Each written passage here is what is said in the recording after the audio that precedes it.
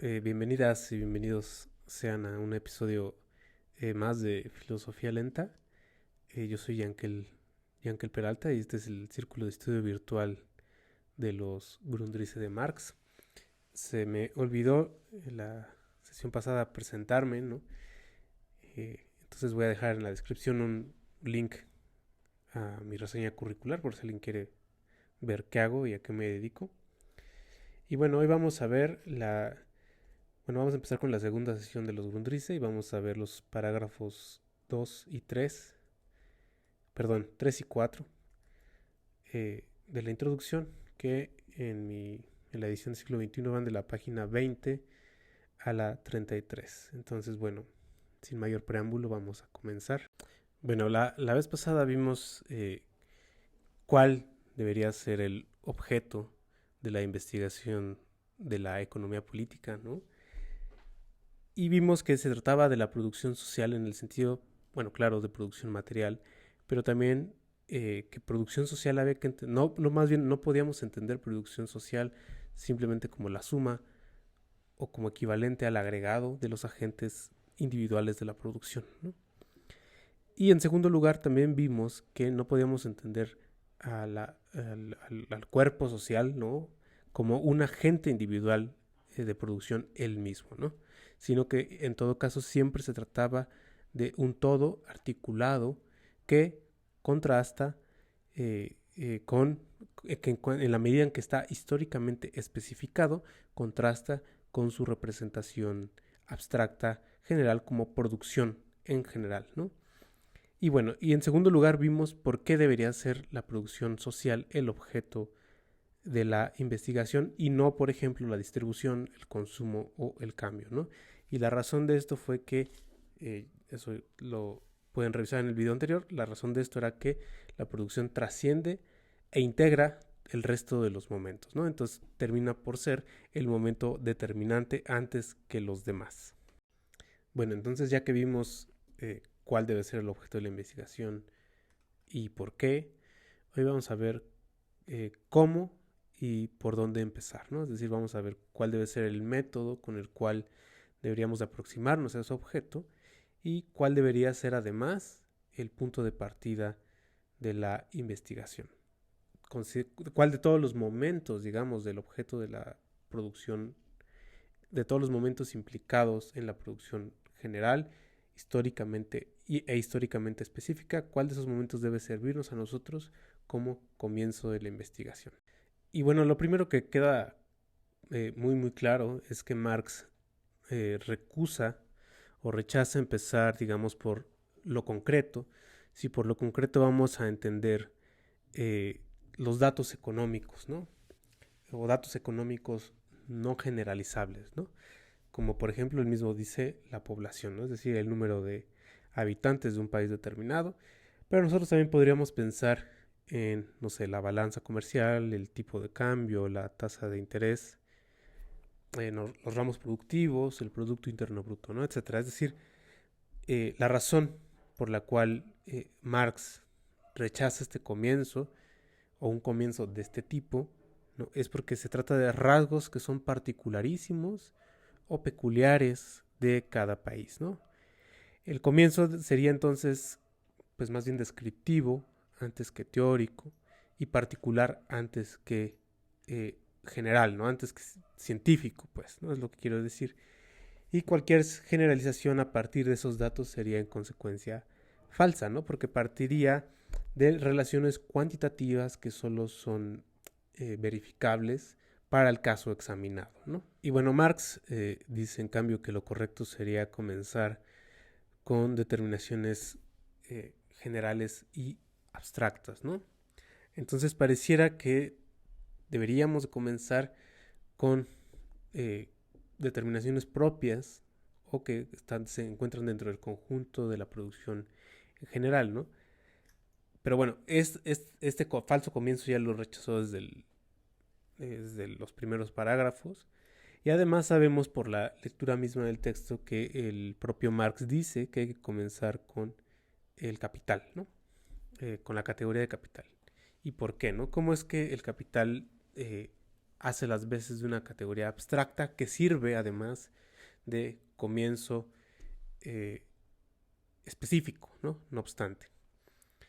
Un poco la idea es que las determinaciones generales y abstractas no pueden ser relativas, o sea, es decir, no podemos tomar como comienzo determinaciones generales abstractas que sean relativas a la producción en general, porque tal noción recoge determinaciones comunes que de ningún modo permiten, diríamos, conocer la forma en que los elementos de la producción social se relacionan entre sí, ¿no?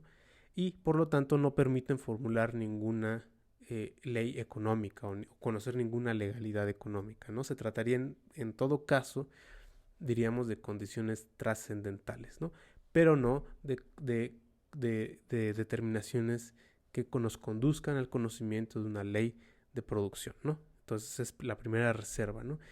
Y es claro que tal nivel de generalidad, es decir, el de las determinaciones de la producción en general, ¿no? Solo podría servir para la materia de un conocimiento que podría ser específico, ¿no? O que podría ser ulteriormente especificado, ¿no? Y bueno, pues la pregunta es, ¿qué tipo de abstracciones son entonces las que pueden servir para o con miras a formular una explicación pues teórica, ¿no? Y con base en lo que dice Marx en la página 26, ¿no? Yo les podría llamar, o podría decir que se trata de abstracciones específicas, ¿no? Son, digamos, específicas porque no son comunes a toda forma de producción, pero no obstante son abstracciones, o como dice Marx, relaciones generales abstractas, porque vinculan los elementos de la producción de una forma que solo puede ser reconocida como ley. Ley que ulteriormente explica el porqué de los datos concretos. Y bueno, Marx enumera por lo menos 6 posibles candidatos, ¿no? En el sentido de 6 abstracciones específicas que podrían servir como comienzos, ¿no? Y dice que, o más bien explora esas posibilidades y serían el valor de cambio, ¿no? La posesión y la propiedad, el dinero y el intercambio, el trabajo abstracto, el capital y la propiedad de la tierra.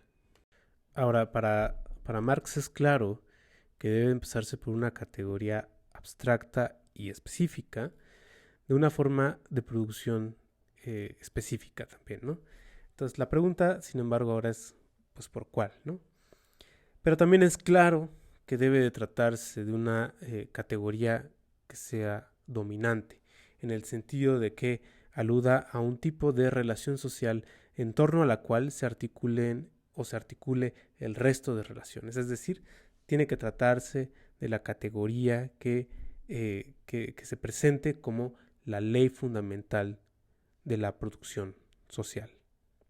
Y bueno, a partir de aquí Marx entonces empieza a explorar una serie de posibilidades de una forma que puede resultar pues bastante confusa.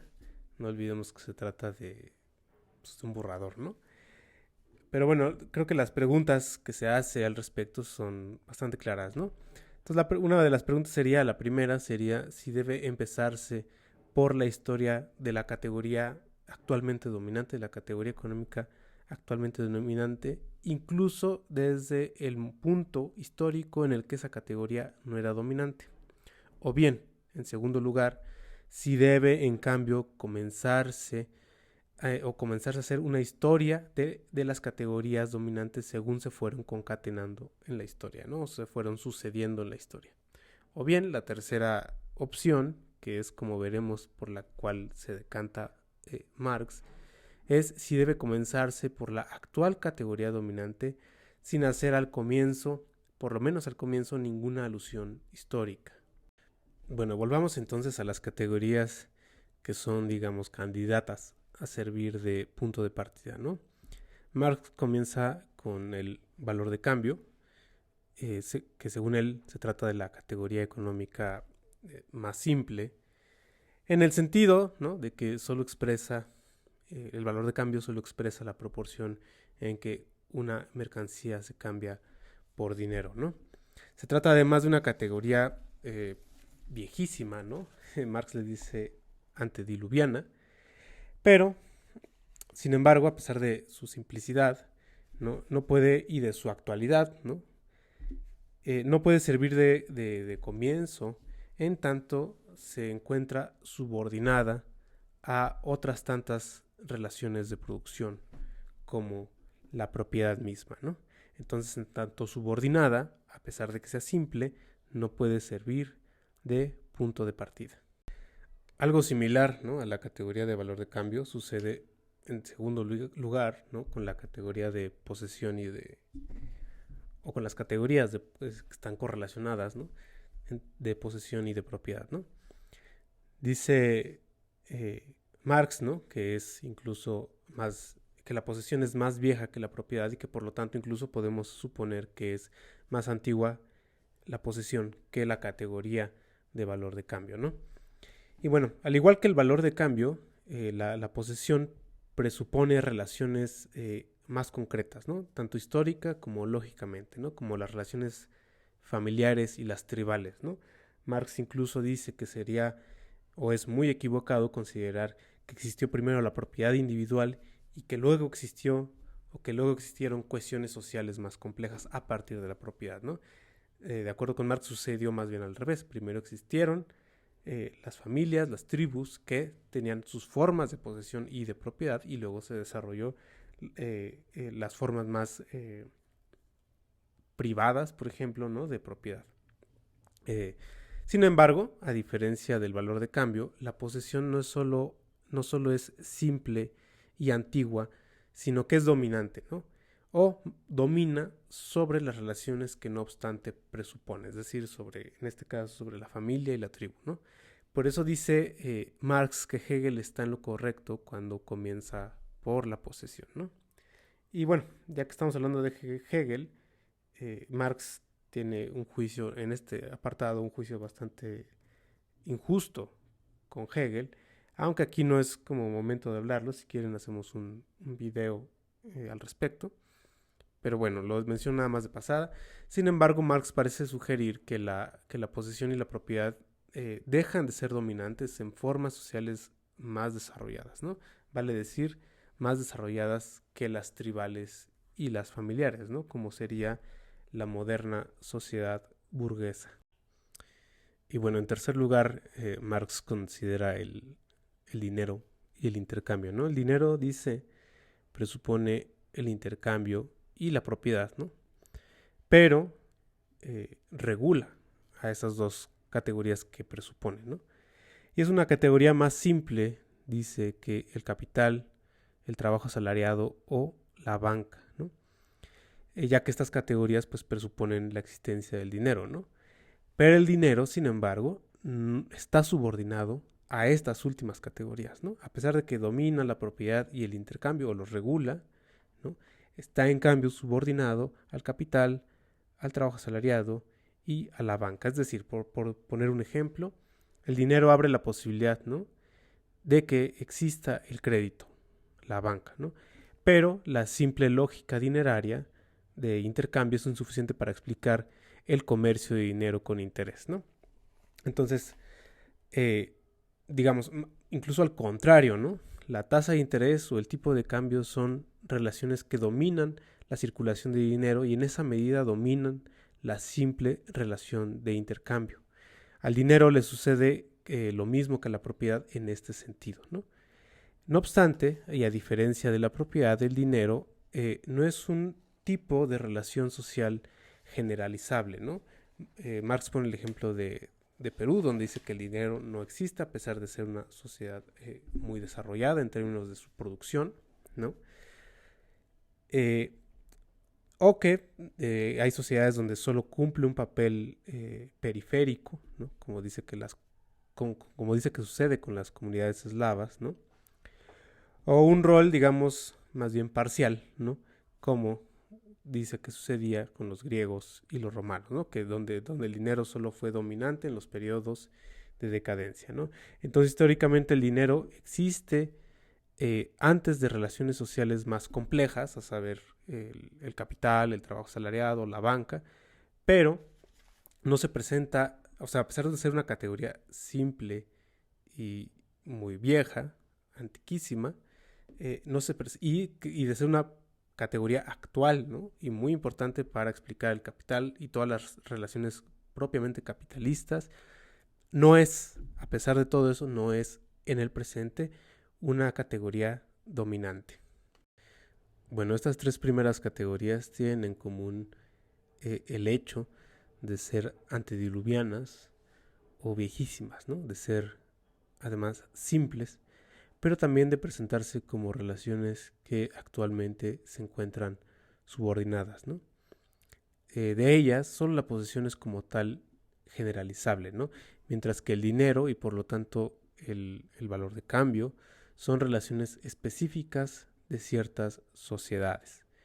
Y bueno, la categoría de trabajo en general, que sería la cuarta categoría que estamos considerando, va a contrastar muy marcadamente con estas tres categorías anteriores, ¿no?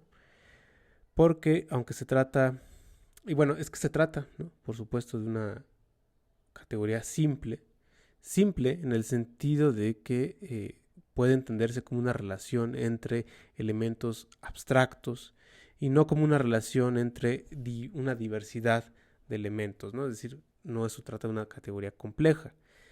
Las categorías complejas, ¿no? Por contraste, solo pueden determinarse atendiendo a la diferencia concreta que hace a tal diversidad, ¿no?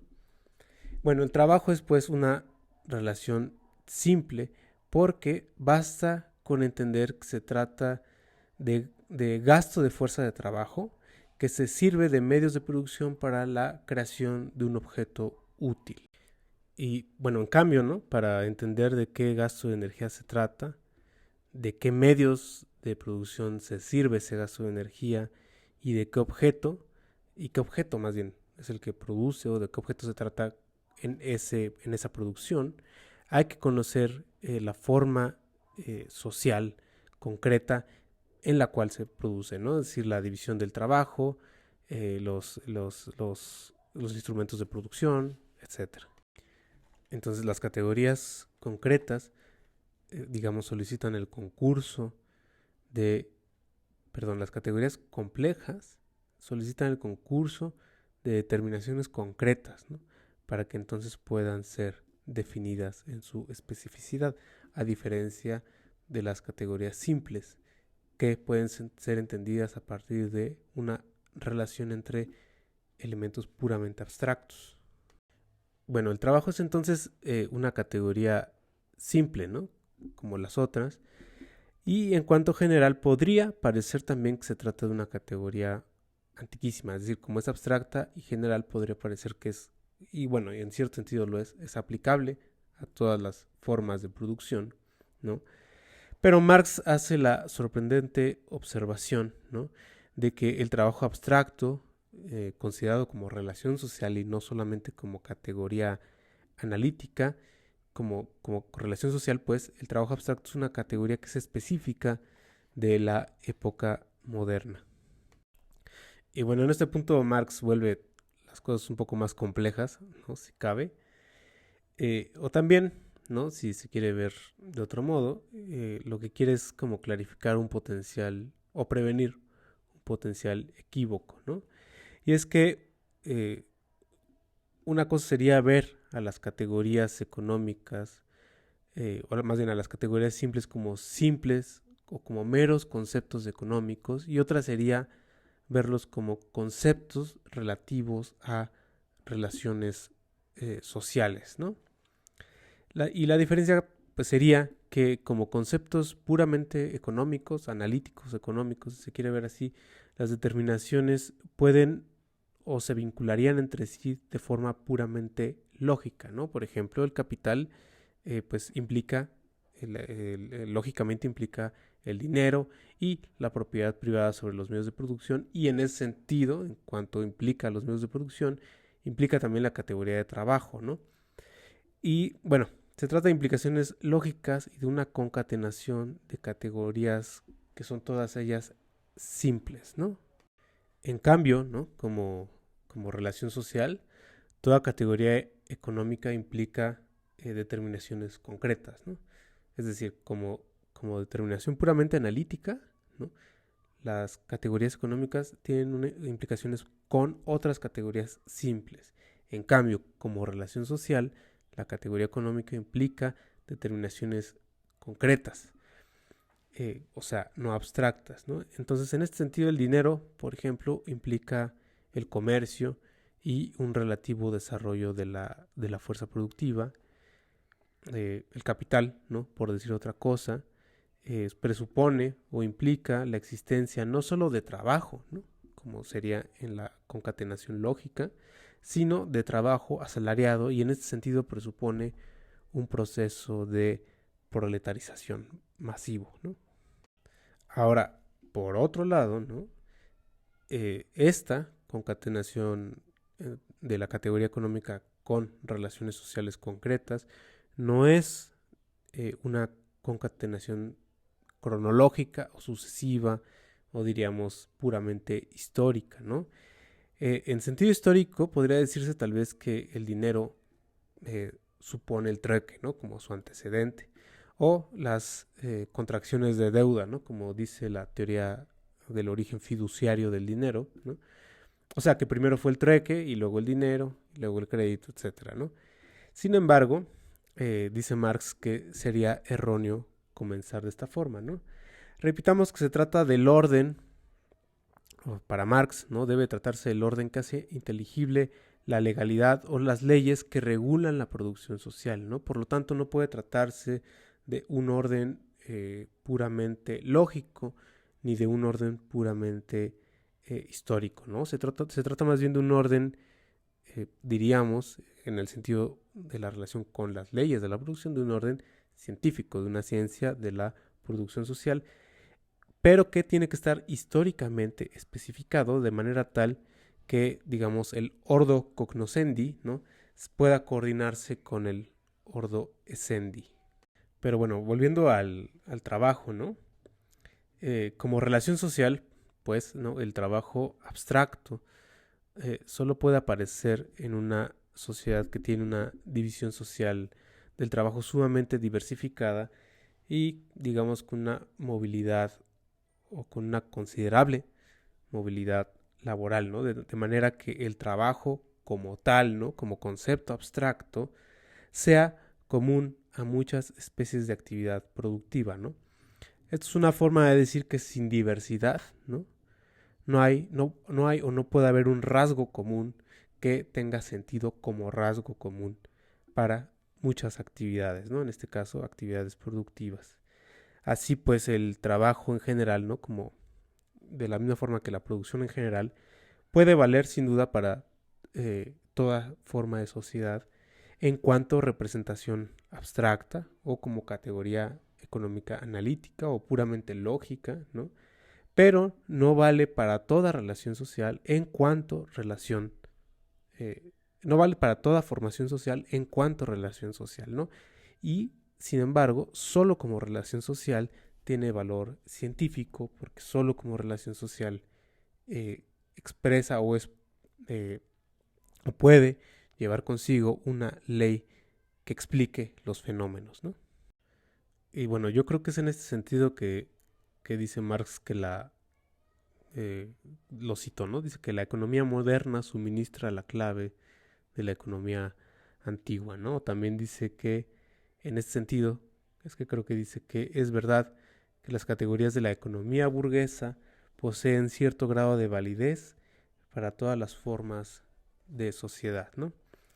Pero vale decir que tienen cierto grado de validez para todas las formas de sociedad desde el punto de vista histórico, pero no desde el punto de vista de la determinación o del conocimiento de las leyes de producción que siempre son específicas a, en este caso, el modo de producción capitalista, ¿no? Como dice Marx otra vez, lo cito, dice: la diferencia siempre será esencial desde el punto de vista de la determinación de las leyes, ¿no? Ahora, sin embargo, Marx no dice que el trabajo abstracto pueda servir de comienzo, ¿no? Tampoco dice que no pueda servir, pero no dice o no llega a afirmar en algún momento que pueda hacerlo, ¿no? Y yo creo que es tal vez porque aunque no es una relación social, o más bien, aunque es una relación social preeminente y simple, no es en cambio dominante, ¿no? Al menos explícitamente va a decir que la relación dominante es el capital.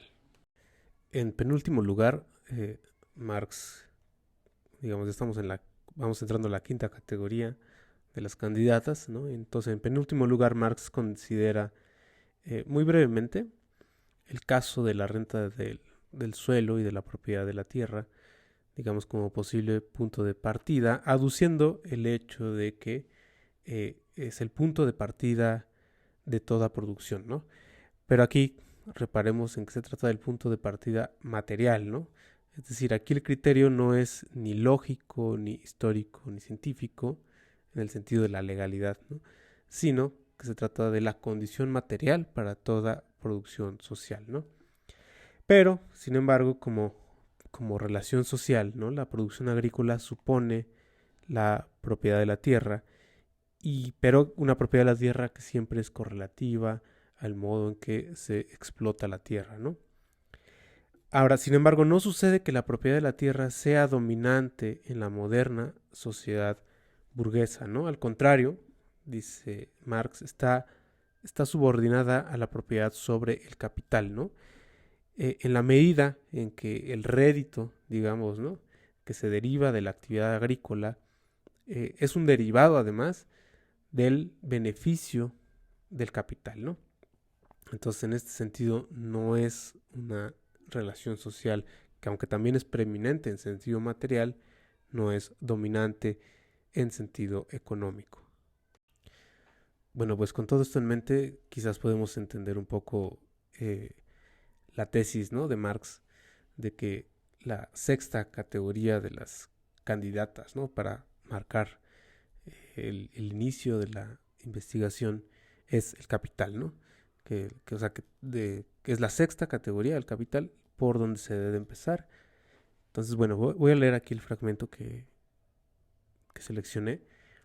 Dice, en cambio, en aquellas sociedades donde reina el capital, predomina el elemento socialmente, históricamente creado, por contraposición a la agricultura. No se puede comprender la renta del suelo sin el capital, por la razón que ya decía del rédito derivado, pues, pero se puede comprender el capital sin la renta del suelo. El capital es la potencia económica que lo domina todo de la sociedad burguesa. Debe constituir el punto de partida y el punto de llegada y debe considerársele antes que la propiedad de la tierra. Una vez que ambos hayan sido considerados separadamente, deberá examinarse su relación recíproca. Está claro que aquí Marx no explica mayormente por qué dice que el capital es la potencia económica que lo domina todo y que debe, por lo tanto, ser el punto de partida.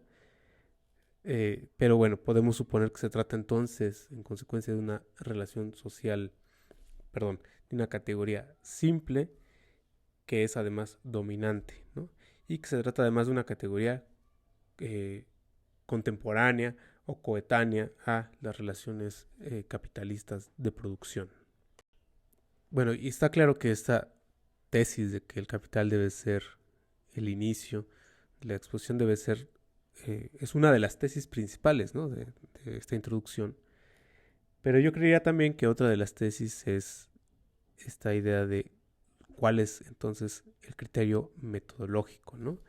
Entonces voy a leer el siguiente párrafo, porque creo que también es de los más importantes de este pasaje, ¿no? Dice Marx, en consecuencia, sería impracticable y erróneo alinear las categorías económicas en el orden en que fueron históricamente determinantes. Dicho sea de paso, esto es un poco lo que quiso hacer, o el plan que tenía ideado en, si no me equivoco, Miseria de la Filosofía, ¿no? Aquí él está, digamos, cambiando de opinión respecto de cuál debe ser el criterio de exposición, ¿no? Sigo. Su orden de sucesión está en cambio determinado por las relaciones que existen entre ellas en la moderna sociedad burguesa, y que es exactamente el inverso del que parece ser su orden natural o del que correspondería a su orden de sucesión en el curso del desarrollo histórico. No se trata de la posición que las relaciones económicas asumen históricamente en la sucesión de las distintas formas de sociedades, mucho menos de su orden de sucesión en la idea, Proudhon, una representación nebulosa del movimiento histórico. Se trata de su articulación en el interior de la moderna sociedad burguesa. Bueno, aquí está claro entonces, ¿no? No se trata ni del orden histórico de sucesión de las categorías según fueron dominantes, ni se trata tampoco del orden, diríamos, de la implicación puramente lógica entre las categorías simples, ¿no? Bueno, entonces, pues pareciera ser, ¿no?, que el criterio metodológico decisivo es empezar por la relación social simple y dominante, pero en un sentido sincrónico, ¿no? Y solo desde ahí considerar las anteriores formaciones sociales, ¿no? En el sentido en que de alguna forma están contenidas esas relaciones pretéritas, están contenidas, o las determinaciones de esas formaciones pretéritas están contenidas en la abstracción específica o históricamente específica relativa a la sociedad burguesa, ¿no? Por ejemplo, la forma en que los medios de producción están presentes en la abstracción históricamente específica del capital, ¿no? Pero es importante de todas formas hacer siempre énfasis en esta diferencia histórica entre una cosa y otra como una forma de no identificar falazmente el capital con los medios de producción. Y bueno, Marx termina este apartado, ¿no? O bueno, este boceto o este esbozo termina con un apartado donde Marx esboza de una forma un poco borrosa cuál es el plan de exposición, ¿no?, de futuro de exposición, y que va a empezar, claro, con el capital, luego con el trabajo asalariado, luego con la propiedad de la tierra, y nosotros podemos suponer que esa primera categorización es de las tres relaciones sociales más simples, a partir de las cuales va a pasar a las relaciones más concretas y específicas, ¿no?, el Estado, las clases improductivas, y después los datos económicos como la población, etcétera, hasta llegar al punto culminante que sería para él la crisis. Y bueno, también cabe hacer notar, ¿no?, que en el libro del Capital, Marx no va a comenzar directamente con la categoría de capital, sino con la categoría de valor, ¿no? Y podría uno preguntarse si esto es un cambio de opinión en cuál debería ser el punto de partida, si para Marx esto significa un cambio de opinión o si es una forma, digamos, todavía más minuciosa, ¿no?, de empezar con el capital desde las determinaciones más simples al interior del propio concepto de capital, ¿no? Finalmente, toda la introducción acaba con unas observaciones bastante sugerentes, aunque sin duda todavía más borrosas, ¿no?, o en calidad de borrador, sobre la relación entre el arte, en particular el arte griego, con el estado o el desarrollo productivo de la sociedad, ¿no? Y bueno, la idea ahí un poco es bastante clara, ¿no?, que hay una correlación, digamos, entre el alto valor expresivo o las formas de expresión tan elevadas, pues, ¿no?, que alcanza el arte griego, con el bajo desarrollo, ¿no?, digamos, tanto de sus medios de comunicación como de sus medios de dominio sobre la naturaleza, ¿no? El escaso control que sus fuerzas productivas tenían sobre la naturaleza daba lugar a la mitología, y esa mitología era, digamos, la materia prima del arte griego, así como también, por ejemplo, sus formas orales de comunicación daban también lugar a formas elevadísimas, ¿no?, de expresión. Entonces ahí un poco lo que él dice es que eso no está en contra, no está en oposición, ¿no?, el hecho de que haya formas tan elevadas de arte con medios de producción o con sociedades en sociedades no tan desarrolladas, ¿no? Eso no está en contradicción, sino lo que debe de sorprendernos en realidad es que nos sigan suscitando goce estético. Y bueno, con eso terminamos esta sesión. Cabría hacer algunas observaciones sobre lo que dijo o lo que dice Marx o lo que afirma Marx sobre Hegel, que son sumamente injustas para con el propio Hegel, pero siento que no es como el lugar para abundar un poco en eso. Si quieren podemos hacer una sesión especial dedicada a hablar de eso, o a las distintas formas en que se ha interpretado el método que aquí esboza Marx, ¿no? En particular pienso, por ejemplo, en Dussel. Entonces, bueno, si les interesa que hablemos de eso, pueden dejarlo aquí en un comentario. Y bueno, pues les agradezco mucho que hayan visto el video y espero que nos vemos la siguiente sesión con el primer, ya ahora sí, el primer capítulo de los Grundrisse, ¿no?